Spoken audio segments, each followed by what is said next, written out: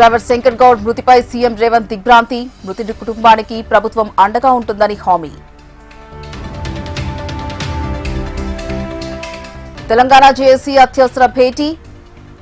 సమ్మెపై ప్రభుత్వ చర్చల్లో అనుసరించాల్సిన వ్యూహాలపై చర్చ.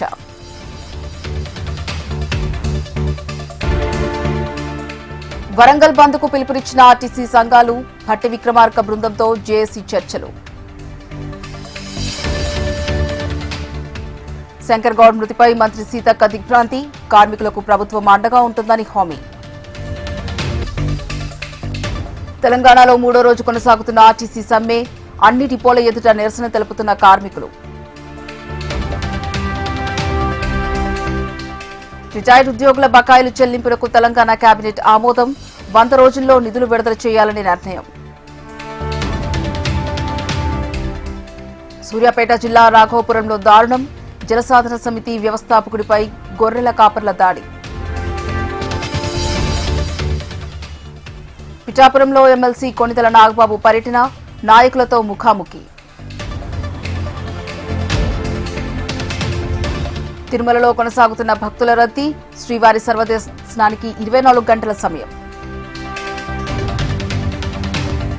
కడప జిల్లా బ్రహ్మంగారి మఠంలో ఆరాధనోత్సవాలు. 6 రోజుల పాటు భక్తి శ్రద్ధలతో సాగనున్న ఉత్సవాలు. మేడ్చల్ జిల్లా మేడిపల్లిలో గంజాయి ముఠా హల్చల్. పోలీసులపై దాడికి దిగిన యువకులు. కేసు నమోదు. ఏపీలో రోజురోజుకు ఎక్కువ అవుతున్న ఉష్ణోగ్రతలు. 62 మండలాల్లో తీవ్ర వడగాలులు వీచే అవకాశం. రామోజీ ఫిల్మ్ సిటీలో మొదలైన హాలిడే కార్నివాల్. ఫిల్మ్ సిటీ అందాలను చూసి ముగ్ధులవుతున్న సందర్శకులు. బెంగాల్ తమిళనాడులో ముగిసిన పోలింగ్. తమిళనాడులో 84.41, బెంగాల్లో 91.46% పోలింగ్ నమోదు. ఇజ్రాయెల్ లెబనాన్ రాయబారులతో ట్రంప్ చర్చలు. కాల్పుల విరమణను 3 వారాల పాటు పొడిగించినట్లు ప్రకటన. ఇరాన్పై అణ్వాయుధాల విషయంలో కఠిన హెచ్చరికలు. హర్ముజ్ జలసంధిపై అమెరికా నియంత్రణ ఉందన్న ట్రంప్. ఇరాన్లో దీర్ఘకాలిక ఒప్పందానికి తొందర లేదన్న ట్రంప్. ఇంధన ధరల్లో పెరుగుదలకు అమెరికన్లు సిద్ధపడాలని సూచన.